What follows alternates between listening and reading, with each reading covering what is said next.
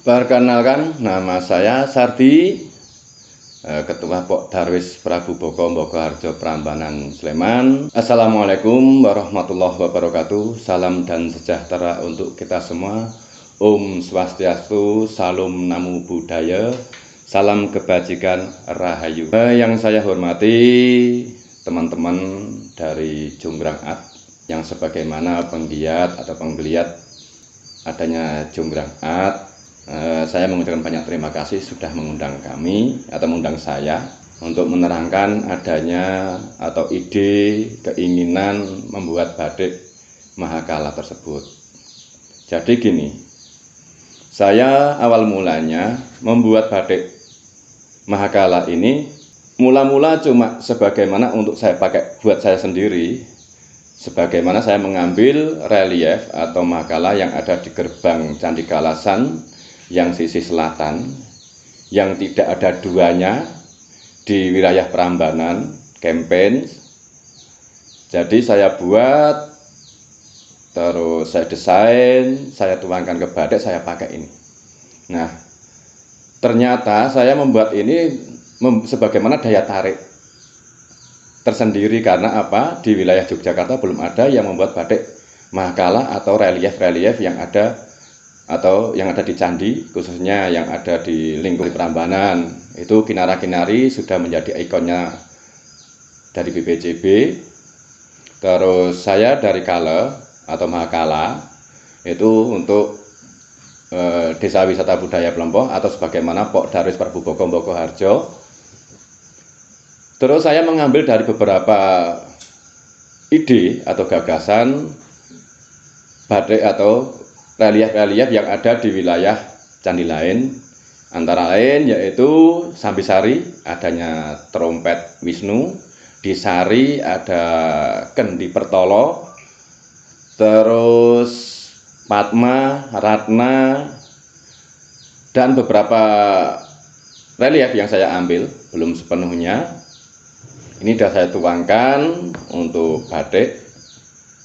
Mungkin di sini belum bisa saya wujudkan di galeri ini karena tahap produksi. Saya mempelajari ada beberapa kala. Itu yang paling beda sendiri adalah kalasan. Jadi ada beberapa Buddhis di sini yang memegang bunga teratai. Ini cuma saya gambar satu, kanan kiri jadi dua. Makanya perbedaannya di sini. Kalau yang ada di pintu masuk di Hindu itu beda. Nah, kenapa tadi ada pertanyaan seperti apa Kala dan apa Mahakala? Nah, karena saya bisa mengatakan Mahakala itu saya mengambil dari bahasanya Buddha. Mahakala adalah penjaga. Makanya di sini ada suatu perbedaan antara kalanya Hindu sama kalanya Buddha. Makanya saya sebut Mahakala karena di kanan kiri ini ada Buddhis, seorang Buddha yang bersila, bertapa, memegang bunga teratai. Sebetulnya tidak hanya satu atau kanan kiri, sebetulnya ada kurang lebih 3 atau beberapa. Ini karena saya batik, karena tempatnya tidak memenuhi, cuma sebagai sampling saya ambil. Terus di sini pun juga ada. Nah, ini ada kala sendiri. Di sini pun juga ada kala. Ini sebagai untuk pembeda.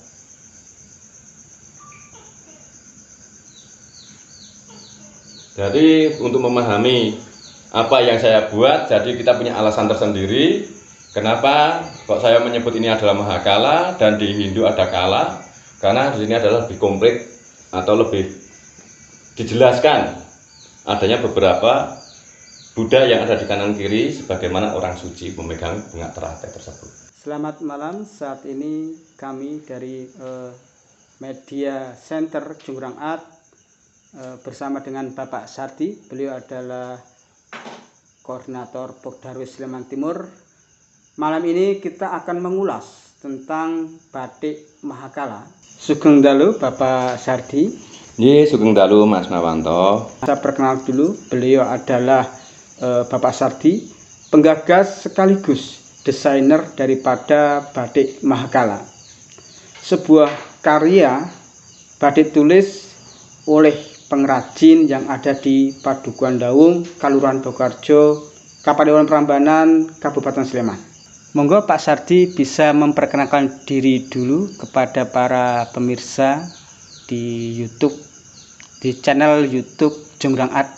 Assalamualaikum warahmatullahi wabarakatuh. Salam dan sejahtera untuk kita semua. Om Swastiastu, Salam Namo Buddhaya, salam kebajikan rahayu. Perkenalkan, nama saya Sardi, Ketua Pok Darwis Prabu Boko Harjo Prambanan Sleman, juga koordinator Desa Wisata Wilayah Sleman Timur. Awal mula saya punya ide, atau saya punya gagasan tentang batik Mahakala. Awal mulanya hanya untuk kreasi, untuk pribadi saya sendiri. Seperti apa toh Mahakala itu kalau saya tuangkan dalam bentuk batik, terus makna saya memakai ini seperti apa dan bagaimana. Tapi saya punya ide untuk mengangkat itu adanya relief-relief yang ada di candi, khususnya Candi Kalasan. Antara lain yang saya pakai ini adalah batik Mahakala, yang saya ambil dari Candi Kalasan. Adapun yang mengatakan ini adalah kala dari Buddha, saya mengambil dari bahasa Buddha adalah Mahakala, yang artinya adalah dewa penjaga. Ternyata di situ ada beberapa makna yang saya dalami dalam bentuk batik atau gagasan-gagasan tersebut. Nah, tujuan saya membuat batik ini tidak lain hanya untuk mengembangkan ide-ide saya atau pemikiran-pemikiran saya untuk kearifan lokal, sebagaimana untuk mengangkat ekonomi adanya pariwisata dan budaya yang ada di wilayah Prambanan atau Boko Harjo. Karena Boko Harjo itu punya latar belakang beberapa candi Hindu dan Buddha. Contohnya ada Prambanan, ada Banyunibo, ada Keraton Ratu Boko, bahkan sangat banyak candi yang dikelola oleh BPJB, Balai Pelestarian Cagar Budaya. Ini pun juga tidak lepas dari perannya instansi-instansi terkait, khususnya yaitu Balai Pelestarian Cagar Budaya BPJB yang ada di Kalasan, yang dulu dimotori oleh beliau-beliau yang saya hormati dan saya cintai. Tidak lain adalah Pak Trihartono, Ibu Aris Dastuti, Pak Taufik, Mbak Inung, Mas Alam, dan teman-teman yang ada di kantor Balai Pelestarian Cagar Budaya tersebut. Jadi hari inilah saya menuangkan suatu batik yang beda di antara yang lain, karena saya ingin mengangkat batik tersebut adanya relief untuk mengangkat adanya kebudayaan atau latar belakang yang ada di wilayah Prambanan atau Prambanan Gempen, supaya kita mengenal apa toh sebetulnya Mahakala tersebut. Gitu Mas Nawanto. Terima kasih untuk penjelasannya. Yang kami tanyakan adalah makna dalam batik tersebut, sebuah Mahakala, mungkin apakah ada filosofi atau tujuan kenapa panjenengan mengambil Mahakala sebagai sebuah motif batik? Ya gini Mas Nawanto, jadi saya punya ide membuat satu batik Mahakala itu tidak lepas dari latar belakang kita, yaitu Keraton Ratu Boko, yang konon ceritanya folklore atau cerita rakyat itu kan katanya Keraton Ratu Boko itu ibaratnya dulu rajanya atau maharajanya adalah seorang raksasa atau buto. Makanya saya mengambil dari bahasa itu, kita punya latar belakang tersendiri. Ternyata saya mempelajari dari beberapa kitab agama yang bersangkutan dengan hal tersebut. Mahakala itu dalam artian kala itu kan ribet atau suatu permasalahan. Kalau diambil dari bahasanya juga penjaga.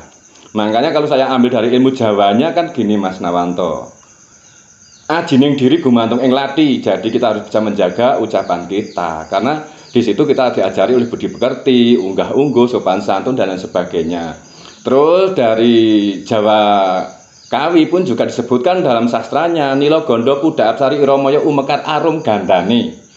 Nah, inilah bahasa seperti ini, bahasa sepele Mas Nawanto. Jadi kita harus tahu makna tersebut. Makanya ini yang begitu menarik, begitu menjenengan menyampaikan sebuah kalimat yang itu mungkin bagi saya atau bagi orang awam, ini bahasa apa? Dan kita tahu sebenarnya itu bahasa Jawa, tapi Jawa yang kuno. Mungkin bisa diartikan sekaligus terjemahnya, Pak. Jadi kita harus bisa menjaga suatu ucapan, karena dalam satu arti yang saya pelajari itu kan Jalannya kematian sesungguhnya adalah dari ucapan, Mas Mawanto. Jadi betul-betul kalau kita memakai batik ini juga kalau bisa dikatakan sakral juga sakral kan gitu. Iya. Pantas ora, karena apa ya? Karena kita punya latar belakang bahwasanya orang mendogma dan mendoktrin bahwa Ratu Boko itu buta raksasa sing mangani uwong kan gitu. Iya, Nah, betul. makanya kita ambil ini adalah wujud dari raksasa tersebut. Dalam arti bahasa konteksnya, bahasa kutipnya kan gini. Kita hebat dan tidaknya itu tergantung diri kita sendiri, menjaga bisa dalam dari diri kita sendiri. Tidak lain dalam kitab sastra Hindu juga disebutkan, dalam agama Hindu juga. Moksarta menjaga ditaya saiki dharma. Nah ini. Bila mana untuk mencapai kenirwana itu kan moksa, itu kan kembali utuh, kembali suci. Nah, salah satunya kita harus bisa menjaga ini semua, Mas Mawanto. Moksa menjaga ditaya di alam semesta ini, jagat raya ini. Saiki dharma dalam suatu perilaku tidak beda atau tidak lain adalah budidaya. Budaya, budidaya. Ini maknanya beda-beda, Mas Mawanto. Jadi, kalau kita membuat suatu batik itu kita harus tahu filosofinya. Apa toh tujuan kita membuat batik tersebut? Iya. Kan gitu. Iya. Terus nanti efek atau dampak kita sebagaimana masyarakat membuat batik itu seperti apa? Ekonominya nanti seperti apa dan bagaimana? Inilah yang kita pikirkan selaku penggerak atau sebagai pemikir-pemikir adanya penggiat pariwisata tersebut, Mas Anto. Jadi tidak asal kita jiplak. Oh, di sana ada batik ini kita jiplak. Oh, batik sana kita jiplak. Berarti kita tidak kreatif, inovatif. Kan gitu.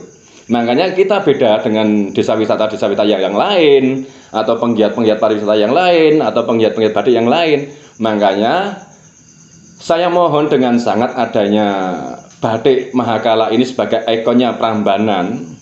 Nah ini mari kita angkat bersama-sama adanya batik tersebut, atau batik yang saya pakai ini. Bukan berarti kok terus saya miliki itu, tidak. Ini saya buat sebagaimana ide, saya pola, saya batik.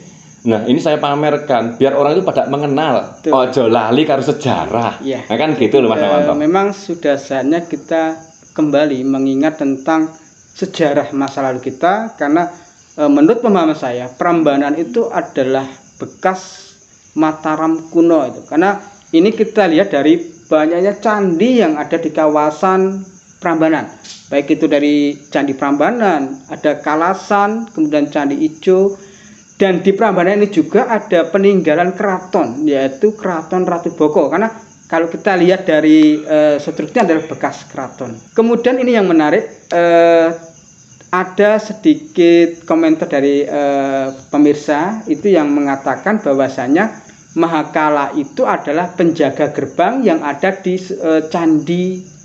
sebuah candi Hindu. Apakah itu sama Mahakala itu dengan Mahakala yang menjadi motif dari panjenengan? Jadi gini, saya ambil dari kata-kata Mahakala itu karena relief ini paling beda di antara candi-candi yang lain. Karena apa? Dari bentuk. Bentuk dari Mahakala itu sendiri beda. Karena apa? Di kanan kiri kepalanya Mahakala itu ada seorang Buddhis yang memegang bunga teratai. Berarti simbol kesucian. Iya. Inilah yang harus kita pahami. Kalau di Hindu itu kala. Nah, bentuknya pun hampir sama. Ini loh. Makanya kenapa kok saya menyebut bahasa dengan Mahakala, karena bentuknya gede. Bahkan dari agama Buddha pun menyebutkan di situ adalah penjaga. Sama-sama barang siapa yang bisa menjaga tadi, kan yang saya katakan di depan tadi. Makanya kita harus bisa memahami mana yang kala, mana yang Mahakala, dan mana yang lainnya, kan gitu. Ya, mungkin sudut pandang dari latar belakang agama. Karena mungkin namanya sama dengan Mahakala, karena di Hindu juga ada Mahakala yang nanti itu tergambar atau ada di gerbang masuk sebuah candi. Kalau panjenengan mengambil motif Mahakala berlatar belakang agama Buddha, karena saya melihat tadi ada penjelasan bahwasannya ini diambil dari relung pintu masuk daripada Candi Kalasan. Dan Candi Kalasan adalah sebuah candi yang itu berlatar belakang atau bercorak Buddha. Iya, memang awal mulanya waktu tahun berapa itu, tahun 2013-14an kalau tidak salah, waktu itu saya punya ide dengan teman-teman dari BPJB. Saya tanya, Pak, saya boleh nggak mengambil foto Mahakala tersebut? Wah, itu bagus Mas, gitu. Mahakala itu bagus Mas itu kalau difoto. Tolong nanti kalau udah jadi desainnya aku dibuatkan kan gitu. Nah, belum sampai kita membuatkan dia sudah pensiun. Jadi saya membuat untuk saya awal mulanya hanya sebagai promosi. Saya belum punya tujuan ini saya untuk publikasikan sebagaimana untuk ekonomis dan sebagainya. Tapi waktu itu cuma coba-coba dulu. Nah, dari bahasa tadi saya mengambil dari Buddhis atau agama Buddha. Bahkan yang menyebutkan Mahakala itu tidak hanya saya sendiri. Ada beberapa orang yang menyebutkan Mahakala. Jadi saya juga mengikuti dia. Kan gitu. Jadi kalau ini ada yang mengatakan kala, ya monggo silahkan. Kalau yang saya pahami, memang apa yang di pintu masuk di agama Hindu itu memang kala. Kalau ini saya sebut Mahakala karena apa? Ini bentuknya paling beda Mas. Jadi bedanya apa? Tadi yang ada di kanan kiri kepala, itu ada beberapa Buddhis yang memegang bunga teratai.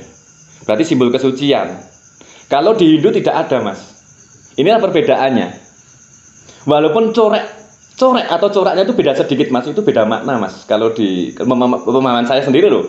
Kalau di arkeologi saya kurang paham benar karena saya tidak begitu mendalami tentang adanya tersebut. Tapi saya yang jelas ingin mengangkat adanya relief yang ada di candi ini tidak lain adalah untuk mengenal kebudayaan yang adiluhung yang ditinggalkan oleh nenek moyang kita, biar kita lebih tahu apa yang namanya budaya tersebut. Bahkan budaya itu adalah diambil dari bahasa budi dan daya, pikir karo rasa Mas.